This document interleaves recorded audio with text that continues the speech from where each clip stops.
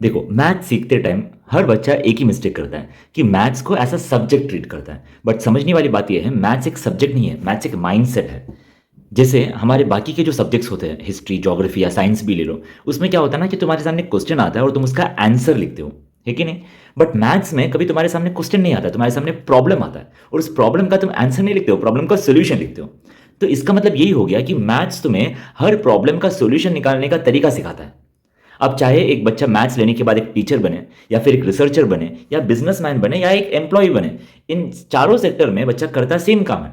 In case एक बंदा teacher बनता है तो वो हर बच्चों का प्रॉब्लम का सोल्यूशन निकालने में हेल्प करता है। अब इनकेस वही बंदा रिसर्चर बनता है तो उसके सामने एक प्रॉब्लम स्टेटमेंट होता है जिसका वो रिसर्च करके सोल्यूशन निकालने की कोशिश करता है। अब इनकेस वो बिजनेसमैन बनता है तो वो कस्टमर की प्रॉब्लम का सोल्यूशन निकालने का कोशिश करता है।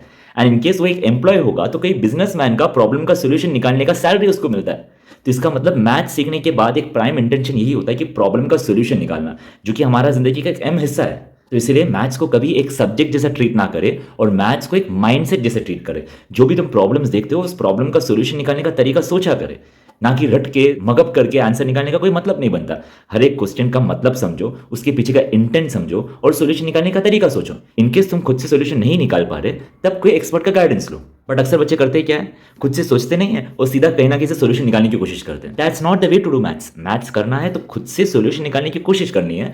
एंड हाँ, उसके लिए थोड़ा बेसिक कंसेप्ट का जानकारी होना बहुत जरूरी है। इसके लिए तुम हमारे जैसे कोई चैनल को फॉलो कर सकते हो, जिससे तुम्हें बेसिक कंसेप्ट पता चल जाए एंड उस बेसिक कंसेप्ट के बेसिस में तुम हर प्रॉब्लम का सोल्यूशन आसानी से निकाल पाओगे। I hope you understood what I mean to say. If so, then follow us and be practical in maths.